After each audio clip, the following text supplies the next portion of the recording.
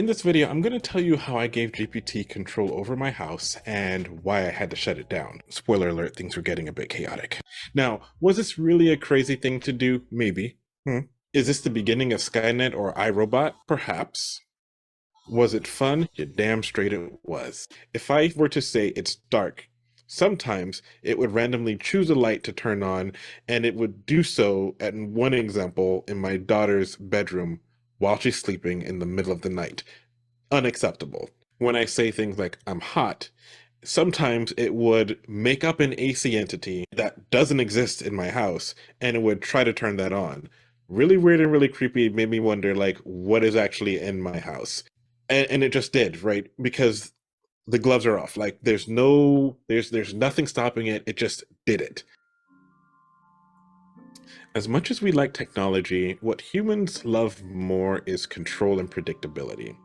We're afraid of wild beasts with fangs, claws, and venom because we don't know how wild animals will react. To us, like the untrained, right, we can't risk our safety because it's difficult to protect against something that's unpredictable. And based off of some comments that I've seen in conversations around the internet and in forums, AI seems to be no different than an unpredictable beast. It's one thing to lock GPT behind a metaphorical glass cage of a fun website or a silly app where we can enjoy it in a safe and controlled environment. But when we remove it from this metaphorical cage and we set it free and it has access to the things that you care about, to the things that make you safe, it scares us because we don't know what it will do. Also, now that I'm thinking about it, keep in mind that GPT doesn't know friend from foe, and depending on the access that you give GPT, so if it's able to access like your lights, your locks, and all of these other things, like a bad actor could come in and basically tell GPT to do something, and if there's no checks and balances, it'll just do it, and now they have access or can wreak havoc to your life. Your ability to be a customer of Apple or Amazon or Google didn't have anything to do with your social or your political views. But then there was a great awakening. It happened. Everyone had to take a stand. The election of Trump only poured gasoline on that fire. Suddenly, the companies themselves, they're not just utilities anymore. They started to kick people off their services for reasons that had nothing to do of whether they could pay or not. And this set up a new dystopia, an almost private social credit score system where at any time, for any reason, your ability to exist as a normal human being in 2023 can just be cut off for wrongthink or even alleged wrongthink. The latest example is so crazy, it is almost difficult to even wrap your head around. It revolves around a Baltimore man's recent experience with Amazon. Brandon Jackson, he's a Baltimore resident who on May 25th found himself in a weird predicament. He couldn't log in to his Amazon account. And it wasn't just a nuisance. The issue was his Amazon account was linked to his smart home devices. It was run by the Alexa system. No Amazon, no smart home. So he did some digging. It appeared he had received an email the day before from Amazon from an executive asking him to call the company. He was mystified. Since when do you need to call Amazon? It almost seemed like a prank or a phishing scam. After he gets on the phone with the Amazon executive, he discovers the delivery driver of a package on a day before reported hearing a, quote, racist remark as he dropped his package off at Jackson's home. Now, it's important to understand a few things here. Number one, Jackson himself is a black man. Number two, he was living in a Baltimore neighborhood, also predominantly black. Number three, most important of all, Jackson was literally not at home, nor was anyone else in his household at the time of the delivery and alleged incident. Luckily, he was actually able to gain access through a third party to his smart home doorbell footage, and he verified that the automated response after delivery driver rang the bell was, quote, excuse me, can I help you? The driver reported the remark, was also wearing headphones at the time of the incident. Jackson believed that he somehow had misheard it while wearing those headphones. Jackson compiled multiple video angles from directions to verify nothing had occurred, and he submitted this evidence to Amazon. But he had to wait days before his account was restored. All of this was verified by YouTuber Luis Rossmann. Now, the company did not even apologize to him. They did not acknowledge any fault, quite literally rendering his entire system useless that he used to run his home. Now, I know that people out there who can't even get into their house without Alexa or can't even use their TV. What would they do? And for what? The guy didn't say anything. The moronic delivery driver misheard an automated remark. Does that mean from now on, all of us are literally at the mercy of hearing an Amazon delivery driver how what they might or may not hear, onto whether our account can exist or not? This is a wild story indeed, Crystal. Is it actually, is it that wild? Is it that surprising? So here we first, again, juxtapositions. So on one level, we have someone who's on the forefront of emerging technologies. He's obviously a computer programmer or developer, and he, is attempting to automate his home. And noticing that these linguistic models, the ChatGPT model in specific, because it's drawing from so many different data sets, from many different gates, if you will, it's misinterpreting intent. In fact, it's interpreting it.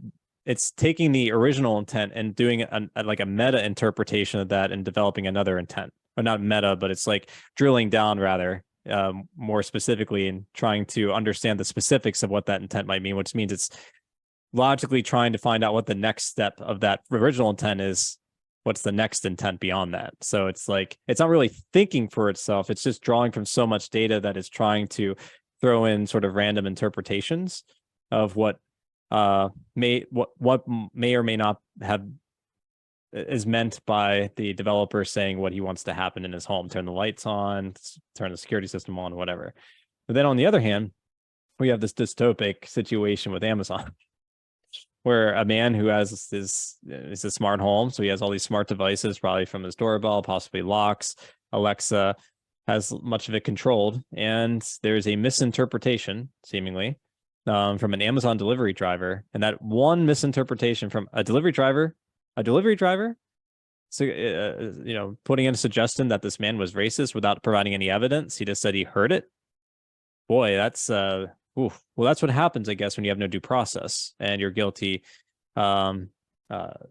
just guilty outright before you have any sort of evidence or trial to establish whether or not there's any sort of intent or guilt behind it. The fact that they take a random Amazon driver and just assume that he's truthful, or his accusations have been verified, is very disconcerting, but not surprising at all. It's in fact what to be expected, especially look at the ideological presumptions, the woke presumptions of that corporation in particular. But so I thought that was, again, another interesting juxtaposition between someone who's passionate about technology, but also realistic about the limitations and also about the weird tendencies of these language models when trying to control a home, and another one where having all these smart devices, what can happen when you have one private company that gets to call the shots. You sign the terms of service. Everyone knows about the human centipede by now, and South Park taking it from whatever movie that came from, I forget. So Maddie, what do you think about this emerging AI situation in regards to these two stories?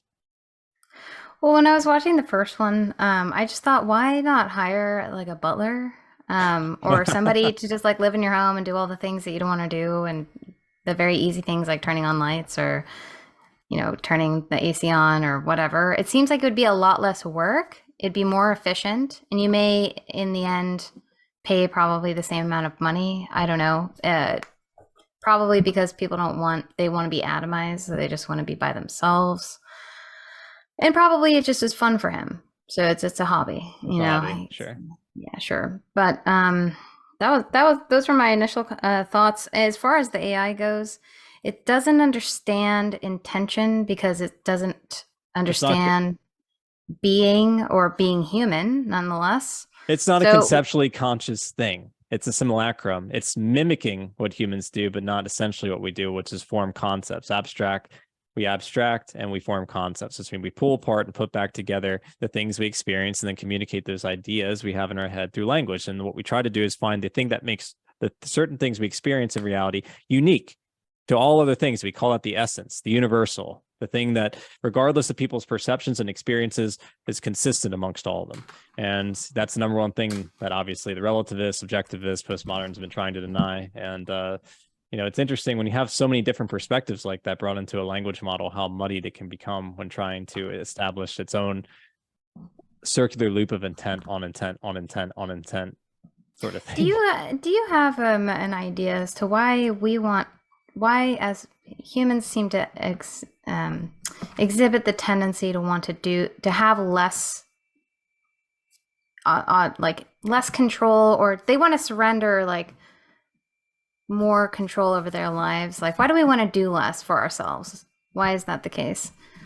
I mean, And even if it is to free up time to do something else, then why would we want to do that either? If the tendency is to want to do less in general, I mean, we want to free up time to do art, but what if we just let the AI do art? Then like, what's left? That's my exactly. This has been portended by, you know, ideas of, you know, Dostoevsky, for example, obviously Joseph Campbell, Carl Jung, Jordan Peterson, but Dostoevsky in particular sort of came, you know, highlighted the issue of utopia. And so like what happens when we get the situation we don't have anything to overcome anymore? What type of like what will human beings do in that situation? You know, what will we turn to give our lives a sense of meaning or purpose? Because so much of meaning and purpose is narrative driven, which typically has to do with overcoming something, with taking initiative, taking agency, going through life, dealing with the hardships, dealing with the various vicissitudes, the good times, the bad times, and all the things that we get through that experience, integrating that experience, which is what we call wisdom. And then we then are able to grow and become something more than what we were before. If we don't have to go through that process, it's almost it's cutting off the very essential nature of what it's at least psychologically, spiritually, what it means to be human in the first place. Being in a world, experiencing perceptions and conceptions, and trying to make sense of, you know, the maelstrom of different data sets and experiences that we have, and trying to communicate that to other people. It's an interesting problem. And I think, you know, there's been a lot of warnings about this by a lot of great novelists, a lot of great authors in regards to the malaise, the despair, the resentment, and just the complete sort of loss of the essential characteristic that makes us human first and foremost, which then will drive the sycophantic misanthropism to just destroy ourselves. It's like they're inculcating the idea of their own eugenics paradigm within ourselves. Which came first, the chicken or the egg there? I'm not sure, but it certainly is mirroring in this closed system analogy of cybernetics, the intention of what the AI and these technologies are embodying, something, you know, we'll get to a little bit, Ted Kaczynski warned about. And even though his means were certainly evil, it's certainly interesting that all of a sudden he has come to the forefront of public consciousness in regards to how technology is being used, not whether technology is, he does describe this, whether it's inherently bad or good, but it's also the way in which it's being used and designed, which I think is something that people miss the point on a lot. So I don't know. It's that obviously I agree with the initial presenter to answer your question. It has to do with the harshness of nature. The fact that we have so little control over the basic processes of nature that it's almost like a sundering psychologically inside ourselves.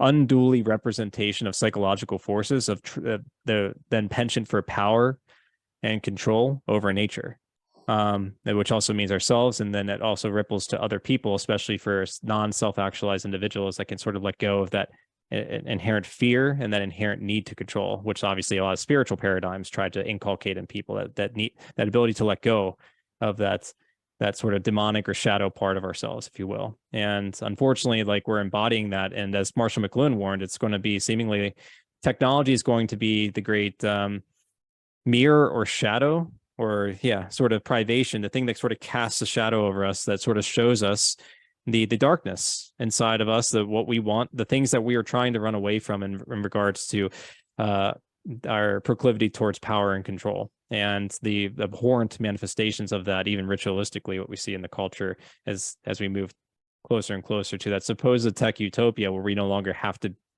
be and do what humans have been and done for all of history. Give me a commentary. I'll just say the common colloquialism, which is idle hands are the devil's playthings. But I really am like startled by the you know, it's still so simple and bad, the AI. So like everything seemingly has to be explicit, like, oh, it's dark, so it turns on the light in his daughter's bedroom, so he has to say, it is dark in my room, I would like the light on. Like, if things have to be that explicit, how useful is it? It has a really hard time understanding of what's not being said. Like, you and I and everyone who's human, we do that instantaneously without effort at all, because that's the mystery of consciousness. That's what makes us unique from all the other animals. We are a rational animal, and so that's the essential characteristic. We don't have a working theory of how it emerged, what it necessarily is. We just know we have it. So it's ironic that it can come with all these theories of the universe, from cosmology to evolution, all these different things, but it can't actually explain what the thing that generated all these theories is, that which we call human consciousness. Yeah, and if this is any indication of as to where the artificial intelligence industry is as a whole, I'm not, I'm just confirmed as to I don't think that a general intelligence is gonna happen, because it seemingly is very a simple command. I'd like it is dark, and as a person you'd infer it's dark where the person is, so they'd like it to be light. Yeah, it's nothing more than a fuzzy logic, sort of probabilistic Boolean logic, where it's just drawing from potential data sets of possibilities of what you're trying to intend. It's not thinking, it's not being able to take in all this other information and be able to form concepts, essential characteristics of what we may or may not, based on our own personal experience and how we relate to other beings, based on the fact that we all share the same type of being a rational human being. Well, the first video and the second video touch on the same thing, which is that it gets things wrong. Like, it gets things wrong, and pretty wrong pretty often, seemingly. So what's the risk of it being wrong so often? Because it's operating in the world of humanity, right? It's not an AI world. Like he said, if we put it in a glass box, it works kind of great because it's just doing AI stuff. But if you put it into the real world, it can really go wrong. But yeah, what's the risk of that? Probably seems pretty high. And of course, like all other technologies, the origin point for a lot of them, and I would wager AI as well, is probably in the military industrial complex. Oh yeah, absolutely. The DOSNet, we went over that last week with DOSNet when we showed it on the show. Yeah, ARPANET, and Sage systems, so forth. Yeah. And the ring system is probably an outgrowth of surveillance, like Gilead. I always call it Gilead. Gabriel. Being used to sort of arm the borders. Hey, that's a good point. That's the last chapter in Whitney Webb's book in volume 2, right? That we just finished. We just concluded. Yeah. But that, like, she gets into what's the future of blackmail. It's really just AI analytic systems. You don't need the classical Epsteins of the world anymore in order. I mean, this network still exists, but it's really transferring into total tech control. Sorry, go ahead. I was just going to say, it's much like the PCR test. There's a lot of false positives. So and it's being sold to us as this like great benefit, but it seems to not be able to do much. So my question is, like, why is this being used? Is the benefit really worth the cost of the panopticon that we're just like, putting in our pockets and in our homes everywhere? I would say, does the technology help in the increase of human autonomy? Can it be used to increase human autonomy, or can it be, in other words, is it just a tool, or to decrease human autonomy? In that case, it'd just be a tool. Or is the way the technology itself is designed already limiting, this by our interaction with it, limits the type of autonomy we can express with it? So there's like a bigger perspective, a meta perspective, if you will, on whether or not even engaging with certain technologies already just at the outset limits our freedom. Something I know Peterson mentioned in regards to more of the cultural tendencies, like when you integrate, like what type of ethics will be, designed or developed into these systems. But it extends far beyond just ethical considerations, but certainly that plays a part in the Amazon situation. So I want to, because I want to moving forward here. I know your time's precious and can't thank you enough for joining me tonight. I want to get to 2 clips again. This is sort of the end result of what seemingly these AI systems, or just these technocratic systems, AI or not, what possibly would the end result of that look like? If you want to get a taste of what the Predator class has planned for you in the years to come, look no further than China. Just this last week in the West, we had a foreshadowing of the social credit score dystopia, when a man had his own Amazon-connected smart home shut down after being falsely reported for uttering a racial slur. Then a man was denied access to Aldi supermarket in London because he hadn't downloaded the app and the QR code to get in. But in comparison to what's happening in China, that's relative child's play. Get a load of this from the Twitter account Song Pingyang. Police robots with facial recognition cameras roaming the streets, detecting people with low social credit scores, and then if they're in an unauthorized area, sending an alarm to alert the authorities.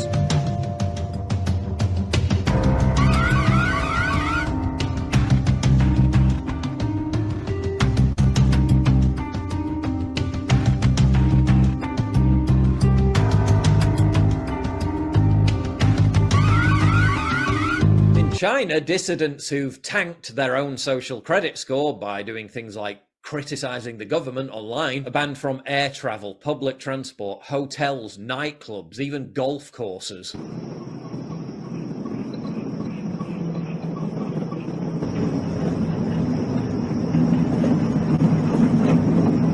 我怀疑你喜欢我，但是我没有证据。臭美。 No, it's not a scene from Black Mirror, but it might as well be. Vending machines that don't open their doors for you if your social credit score slips below 350. 号码开门，关门，结算，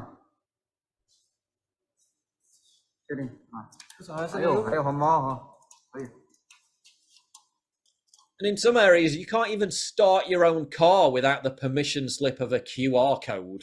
新能源插电混动 CR-V， 每购买一台新车，车主都要进行一个实名认证，绑定车辆位置以便于服务。但是最近有新车主跟我反映，有实名认证不好用，就像这个样子，识别不出二维码。这个时候不要慌啊，也不需要换任何配件，把智导互联的插头和天线全部拔掉，重启一下，然后插上去。 打开导航屏，再重新进入认证页面。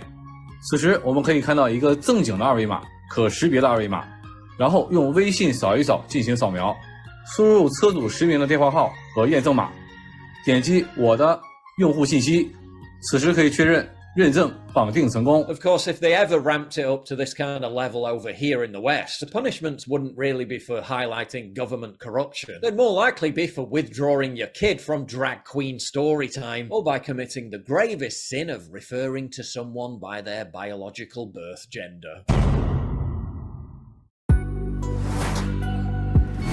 What makes the Grand Theft World podcast unique, invigorating, exciting, and informative? Most other podcasts out there are either doing straight up interviews or they're just covering the daily news. They're covering current events from the day they happened. And that is effective. It's useful. It's a great starting point. And then sometimes these current events change during the week past the first story. So we like to give it a little time. You have to wait till some of the dust settles on these stories in order to give them accurate coverage. And the other thing that's really missing in the media landscape is covering the articles that are coming out every day. That's great. That's necessary. But who's bringing in contextual history so that you can understand what has been going on for decades and decades to lead up to the machinations and actions that we see unfolding today? So what we do here on the podcast is we cover current events. Many of these things are censored, but we wait about a week. As a forensic historian, I focused mainly through my career on the history of globalism and collectivism and things that they call maybe the New World Order. There's a lot of facts to these sort of circumstances, groups, events, activities, working groups that they've had over time. So for Grand Theft World listeners, we not only break down the current events, most of which that are censored during the week, we provide you with contextual history, we give you the source notes, the references, we do deep dives, and this really empowers you with an understanding of context and history so that you can make more informed decisions in your life. There's also a community, a membership where you guys can actually ask questions. We can get into the show, we can share evidence. And there's a town hall weekly for Grand Theft World for those who listen to it and are interested in covering the stories that we don't get to during a 6-hour show. Listening to it an hour a day, you could easily consume the week's news, but you're going to have substance and meaning and context and understanding. And with that, you can make higher quality decisions in your life. So if you're interested in more quality in your life, go to grandtheftworld.com, click podcast at the top, and we'll see you there. Thank you. These allegations are false. This isn't Grand Theft Auto, folks. This isn't a video game. What are the most surprising things that you discovered once you started pulling on that thread? Who he was connected to, what institutions he was influential over, what events he participated in? Come on, man. What are we talking about? Come on, man. No. You don't have to think about it, dude. I got this quote because you said you didn't know much about Klaus Schwab. I made it my job to, as soon as this happened, I'm like, okay, this guy's their front man. Let me learn about the official history of the World Economic Forum. I got their 40-year history. I got every book that Klaus Schwab has written or ghostwritten. I went through those books. This is one of the most interesting passages. Come on, man. Come